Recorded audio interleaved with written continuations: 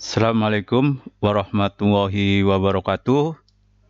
Bertemu dengan saya Akadun dalam sesi perkuliahan Pendidikan Pancasila. Selamat berjumpa dengan saya ya. Semoga apa yang kita lakukan ini menjadi amal ibadah kita. Pada pertemuan yang pertama ini kita akan membahas negara Pancasila.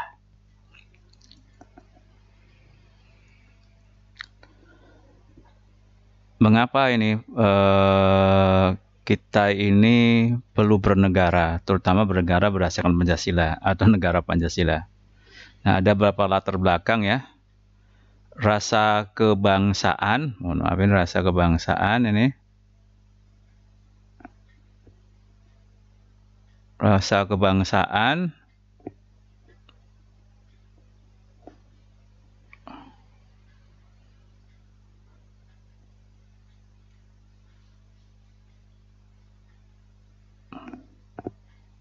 adalah kesadaran berbangsa, yakni rasa yang lahir secara alamiah karena adanya kebersamaan sosial yang tumbuh dari kebudayaan, sejarah, dan aspirasi perjuangan masa lampau, serta kebersamaan dalam menghadapi tantangan sejarah masa kini. Jadi latar belakang kita bagaimana sebenarnya kita itu membangun negara ini berdasarkan ideologi, berdasarkan falsafah gitu. Karena pada dasarnya kita ini harus memiliki kesadaran berbangsa, yaitu atau rasa kebangsaan itu. Yang rasa kebangsaan ini dari segi historis ya kita perjalanan kita sebagai suatu bangsa, bagaimana kita pernah mengalami masa-masa sulit di era penjajahan gitu ya, di era pendudukan Jepang, penjajahan Belanda gitu ya, Inggris gitu ya, mengalami perpecahan dan itu yang harusnya menjadi landasan bagaimana kita itu harus menjadikan negara yang namanya negara kesatuan Republik Indonesia itu harus eksis. Nah, juga sebenarnya kebersamaan itu pupuk juga untuk menghadapi tantangan sejarah masa kini atau masa depan, yaitu terutama bagaimana mencapai cita-cita dan tujuan nasional. Nah, itu yang sangat penting bagi kita supaya kita memiliki falsafah dan ideologi dasar negara Pancasila. Dinamisasi rasa kebangsaan ini dalam mencapai cita-cita bangsa berkembang menjadi wawasan kebangsaan, yaitu pikiran-pikiran yang bersifat nasional, di mana suatu bangsa memiliki cita-cita kehidupan dan tujuan nasional yang jelas. Berdasarkan rasa dan paham kebangsaan itu, timbul semangat kebangsaan atau semangat patriotisme. Lalu apa sih wawasan kebangsaan itu? Nah, ini tuntutan suatu bangsa untuk menunjukkan jati diri, serta mengembangkan perilaku sebagai bangsa meyakini nilai-nilai budayanya yang lahir dan tumbuh sebagai penjelamaan kepribadiannya. Jadi ini perlunya wawasan kebangsaan itu karena perjalanan kita ke depan gitu ya, diharapkan kita itu memiliki jati diri yang pola sikap, pola tindak, pola perilaku setiap insan komponen bangsa Indonesia itu didasarkan, diyakini berdasarkan nilai-nilai yang ada, yang menjadi kepribadian. Nah, kepribadiannya itulah yang sebenarnya nilai ada itu dikristalisasi menjadi yang namanya Pancasila. Mengadopsi pemikiran Karl Parson mengenai teori sistem, wawasan kebangsaan dapat dipandang sebagai suatu falsafah hidup yang berada pada tataran subsistem budaya. Dalam tataran ini, wawasan kebangsaan dipandang sebagai way of life atau merupakan kerangka peta penguatan yang mendorong terwujudnya tingkah laku dan digunakan sebagai acuan bagi seseorang untuk menghadapi dan menginterpretasi lingkungannya. Wawasan kebangsaan tumbuh sebagai pengalaman, sesuai dengan pengalaman yang dialami oleh seseorang, dan pengalaman merupakan akumulasi dari proses tataran sistem lainnya, yaitu subsistem sosial subsistem ekonomi dan subsistem politik. Jadi yang namanya nilai-nilai budaya, kepribadian yang muncul dari kepribadian kita sendiri yang berdasarkan latar belakang itu yang namanya Pancasila. Pancasila ini merupakan sebagai sistem budaya, walaupun akhirnya juga menjadi subsistem sosial, subsistem ekonomi, dan subsistem politik. Wawasan kebangsaan memiliki 3 dimensi, yaitu rasa kebangsaan, paham kebangsaan, dan semangat kebangsaan. Rasionalisasi rasa kebangsaan dan wawasan kebangsaan akan melahirkan paham kebangsaan atau nasionalisme. Berdasarkan rasa dan paham kebangsaan tersebut, secara bersama akan menumbuhkan semangat kebangsaan yang merupakan tekad sejati seluruh masyarakat bangsa itu untuk membela dan rela berkorban bagi kepentingan bangsa dan negara.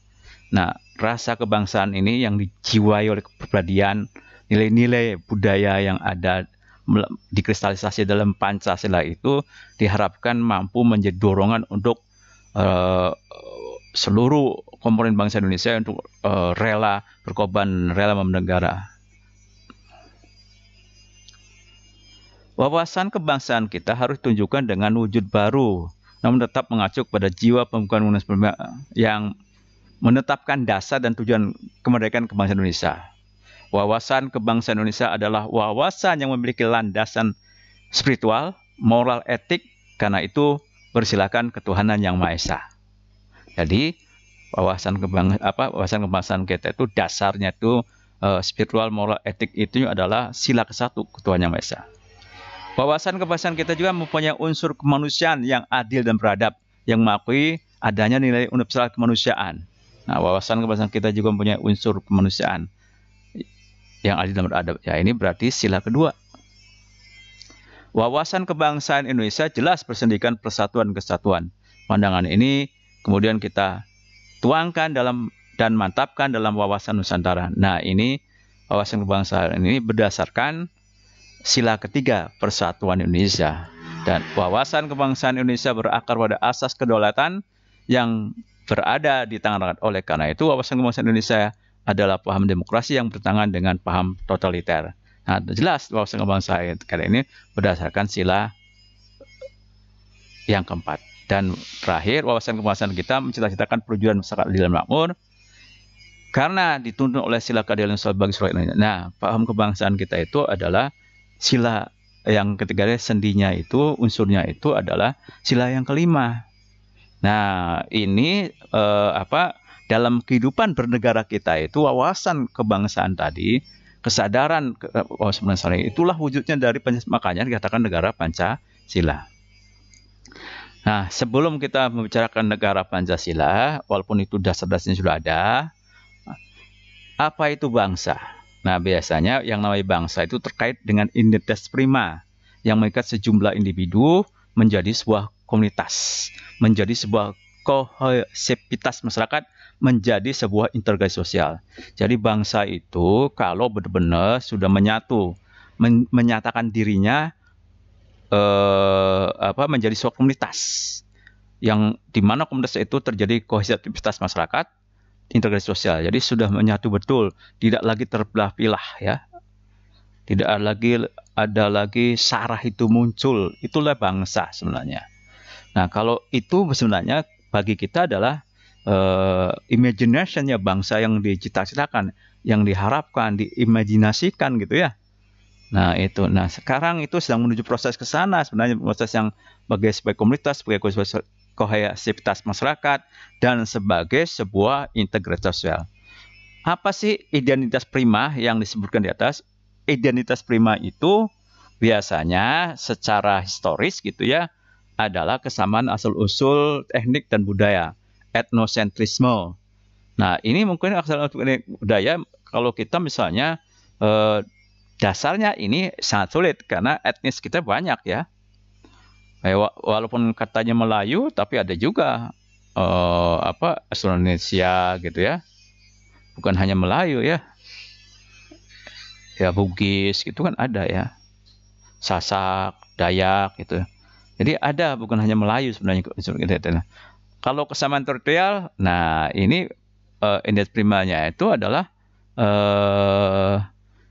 wilayah ya. Mungkin ini ya, bahwa kita itu salah satu pedoman identitas prima yang harus dipakai itulah kesamaan teritorial, tanah air, patria atau patriotisme ini. Kita itu memiliki warisan gitu, sejarah gitu yang menyatakan bahwa yang namanya NKRI itu wilayahnya ada dari Sabang sampai Merauke, dari Pulau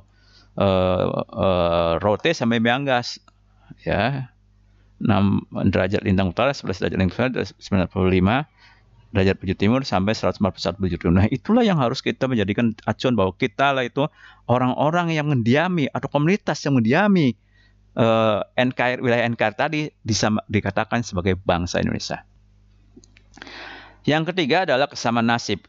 Kalau kesamaan nasib itu seperti di dalam historis perjalanan kita, seperti yang saya katakan bahwa kita pernah dijajah oleh Belanda, oleh Inggris, diduduki oleh Portugis, sebagian kita diduduki oleh Jepang gitu ya. Itu kesamaan nasib itu.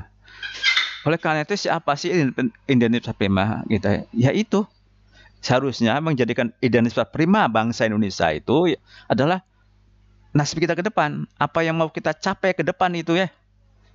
Apa yang kita mau capai ke depan? Ya cita-cita kita yang merdeka, bersatu, beradil dan makmur, ya melindungi segala manusia dan seluruh tempat dari Indonesia, memajukan kesejahteraan umum, mencerdaskan Indonesia dan ikut serta dalam perdamaian dunia. Itulah yang gambaran ke depan yang harusnya kita capai. Itulah sebenarnya identitas prima, sehingga kita mari sama-sama menuju itu gitu. Menuju masyarakat yang sejahtera, menuju masyarakat yang bahagia, yang mendiami yang namanya NKRI tadi. Ini yang harusnya kita tekankan, jangan sampai kita seperti sekarang itu sering eyel-eyelan ya, sering ngomong nggak lucu di media sosial gitu ya, yang ya karena itu apalagi kalau misalkan berdasarkan tadi asal usul etnik, budaya atau sara, suku, ras, antar golongan, ya agama gitu ya. Wah, bagaimana kita menjadi suatu bangsa kalau begitu ya? Dalam pengertian yang bangsa yang memiliki identitas prima, sebuah komunitas yang memiliki masyarakat yang kohesif dan terintegrasi sosial. Nah, bangsa menurut Bung Hatta itu bangsa ditentukan oleh sebuah keinsafan sebagai suatu persekutuan yang tersusun jadi satu, yaitu keinsafan yang terbit karena percaya atas persamaan nasib dan tujuan.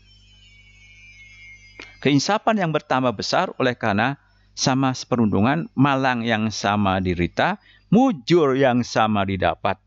Oleh karena itu jasa bersama, kesengsaraan bersama, pendeknya oleh karena peringatan dari riwayat bersama yang tertanam dalam hati dan otak. Nah, itu bangsa. Ya, salah satu pendapat bolehlah gitu ya. Apalagi pendapat proklamator kita ini. Bangsa menurut Generiu itu adalah a human group conscious for forming community, sharing common culture attached to clearly demarcated territory, having a common past and project for the future, and claiming the right of to rule instead.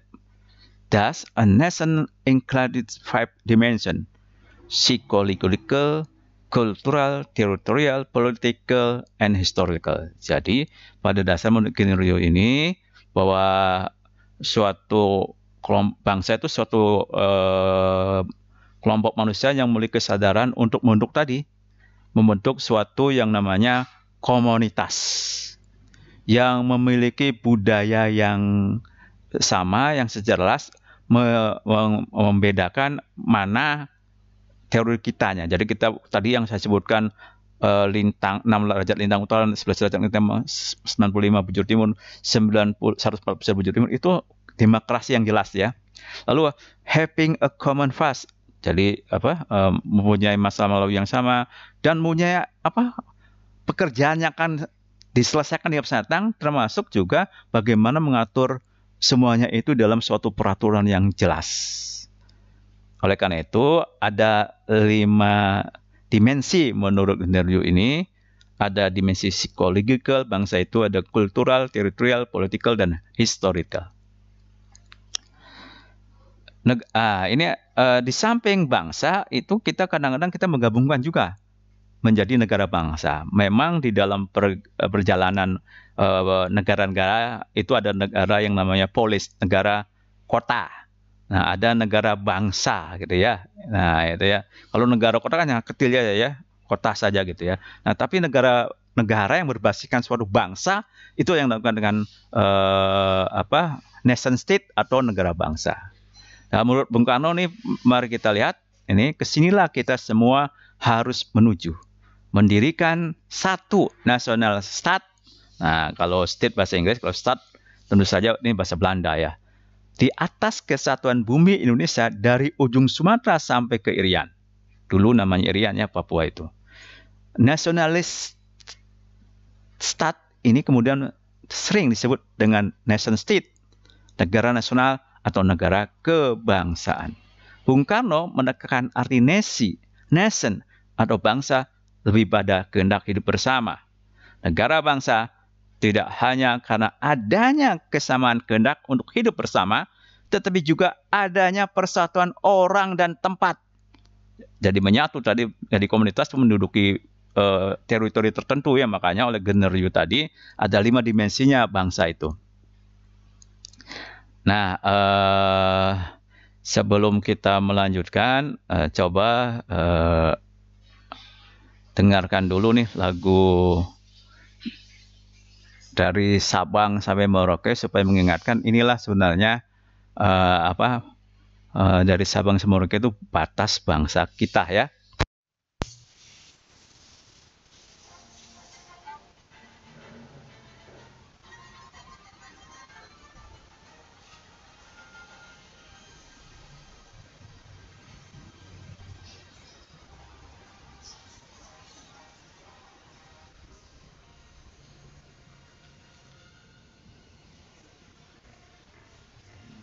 Merauke berjajar pulau-pulau, sambung menyambung menjadi satu, itulah Indonesia. Indonesia tanah air, akulah janji padamu, junjung tanah airku Indonesia.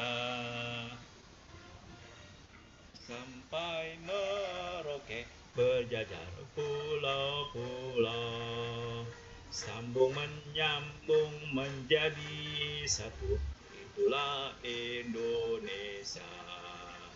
Indonesia tanah air, aku berjanji padamu, menjunjung tanah airku Indonesia.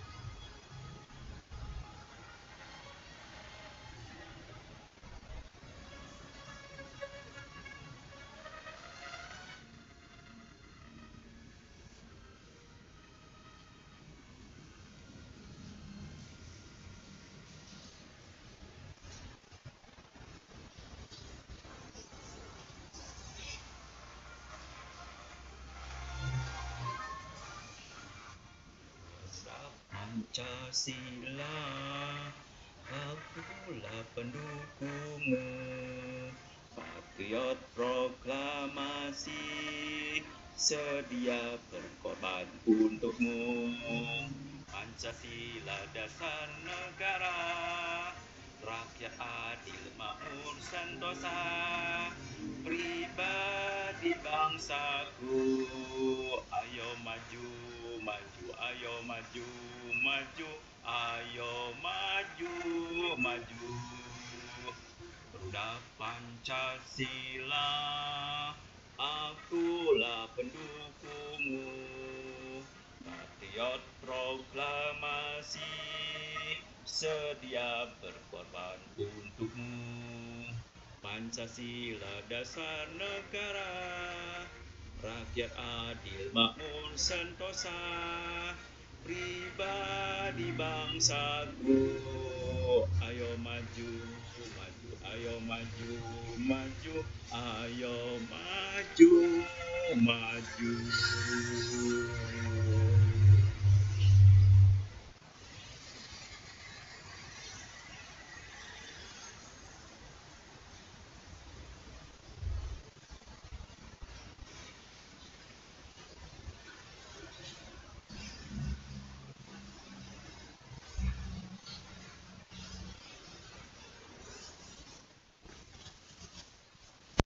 Itulah lagu dari Sabang sampai Merauke yang harusnya bisa menginspirasi kita semua,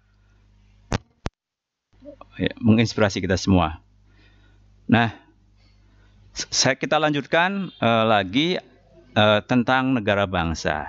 Nah, oleh karena itu, menurut saya gitu, negara bangsa itu terkait dengan organisasi atau lembaga yang lahir sebagai hasil kontrak sosial antara warga negara dengan organisasi tersebut, di mana organisasi tersebut berfungsi sebagai wadah untuk pemenuhan kebutuhan pemecahan masalah bagi warganya. Jadi negara bangsa ini pada dasarnya itu dibentuk oleh kita. Ya, kontrak sosial pada waktu 1745 itu, walaupun prosesnya panjang gitu, dari BPKI, PPKI gitu ya, sampai 17 itulah kontraknya, ya, kontrak kita untuk membentuk negara, ya, sebagai wadah bagaimana negara itu memenuhi kebutuhan-kebutuhan kita, memecahkan masalah-masalah kita. Seperti pada Ginuryu tadi mengatakan bahwa unsur-unsur negara bangsa itu ada secara psikologi, jadi sekelompok manusia yang memiliki kesadaran bersama untuk membentuk satu kesatuan masyarakat. Jadi adanya kehendak hidup bersama. Secara psikologis itu negara bangsa itu kalau kita mau membentuk negara secara hidup bersama gitu, kalau enggak ya nanti nggak akan bisa gitu. Nah, ini kayaknya masih dalam proses nih Indonesia itu di sini. Lalu ada unsur culture, budaya atau merasa menjadi satu bagian dari budaya bersama gitu ya. Tadi common culture gitu ya, menjadi budaya bersama. Lalu ada teritorial, batas wilayah atau tanah air. Nah, ada batas wilayahnya. Lalu ada sejarah dan masa depan, merasa memiliki sejarah dan perjuangan masa depan yang sama. Itu, dan politik memiliki hak untuk menjalankan pemerintahan sendiri. Jadi unsur negara bangsa itu tiga itu akan jadi kokoh. Nah, kalau kita teliti mana yang sudah dan mana yang belum, ya kira-kira kalau bisa dikatakan imagination gitu ya, masih bangsa yang dicita-citakan, negara masih diciptakan, ya kita masih dalam tahap perkembangan lah gitu ya. Cita-cita dan tujuan menjadi salah satu acuan masa depan kita, menjadi suatu unsur yang sangat penting bagi pembentukan negara bangsa. Mengantarkan rakyat Indonesia ke depan pintu gerbang kemerdekaan negara Indonesia yang merdeka, bersatu, berdaulat, adil, makmur. Itulah cita-cita. Itulah harusnya menjadi gambaran bagi kita bagaimana kita caranya bersatu. Ya. Yang kemudian daripada itu, untuk membentuk suatu pemerintahan Indonesia yang melindungi segenap bangsa Indonesia dan seluruh tumpah darah Indonesia, dan untuk memajukan kesejahteraan umum, mencerdaskan kehidupan bangsa, dan ikut melaksanakan ketertiban dunia yang berdasarkan kemerdekaan, perdamaian abadi, dan keadilan sosial. Itulah menjadi tujuan. Jadi cita-cita dan tujuan inilah gambaran masa depan kita harusnya. Menjadi ada perasaan yang sama secara psikologis bahwa kita harus bersatu gitu ya. Ya, menjadi budaya yang sama gitu. Menjadi seperang yang sama gitu, ada wilayah teritorial yang sama gitu, sehingga betul-betul negara bangsa itu tercipta. Nah, oleh karena itu kita juga mari sebelum ke sana juga kita dengarkan lagi nih lagu Indonesia Raya sebagai salah satu yang sangat penting juga di dalam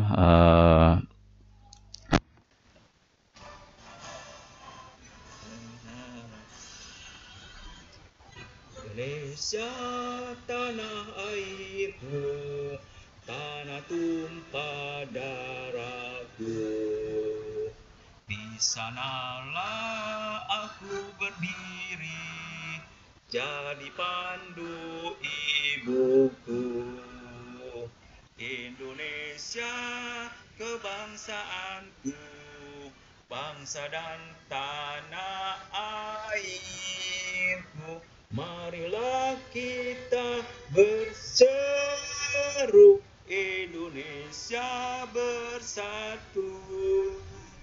Hiduplah tanahku, hiduplah negeriku, bangsaku, rakyatku semuanya. Bangunlah jiwanya, bangunlah badannya untuk Indonesia Raya. Indonesia Raya, merdeka, merdeka, tanahku, negeriku yang ku cinta. Indonesia Raya, merdeka, merdeka, hiduplah Indonesia Raya. Indonesia Raya, merdeka, merdeka, tanahku, negeriku yang ku cinta. Indonesia Raya, merdeka, merdeka, hiduplah Indonesia Raya.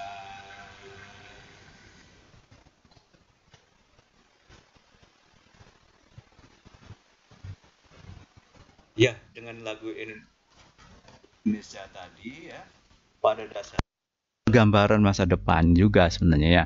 Apa yang menjadi cita-cita kita itu digambarkan juga dalam lagu Indonesia Raya tadi. Nah, sekarang apa sih negara Pancasila? Negara yang mampu mewujudkan keinginannya untuk menjadi negara yang stabil, adil, demokratis, dan sejahtera. Negara yang memiliki dan mampu memenuhi kriteria, yaitu berkembangnya masyarakat yang baik, good society, berkembangnya perekonomian yang baik, good economic, hadirnya proses-proses politik yang baik, good political process, dan terpilihannya lingkungan yang baik, good improvement. Ya, dengan masyarakat. Nah, di dalam kehidupan berbangsa bernegara, termasuk negara Pancasila itu, sebenarnya ada 4 pilar bangsa. Pilar utama bangsa negara, walaupun kadang-kadang bukan pilar, karena banyak pilar lain. Jadi, ini saya katakan pilar utama, yaitu ada Pancasila, Undang-Undang Dasar 45, NKRI, dan Bhinneka Tunggal Ika. Makanya, kita akan membahas tentang Pancasila ini sebenarnya untuk mewujudkan negara Pancasila. Ya, negara yang berdasarkan pada keduanya Yang Maha Esa, sampai kepada negara yang berdasarkan keadilan sosial bagi semuanya. Saya kira hanya sampai di situ saya materi pada pertemuan pertama ini. Banyak terima kasih atas perhatiannya. Assalamualaikum warahmatullahi wabarakatuh. Salam sejahtera buat kita semua.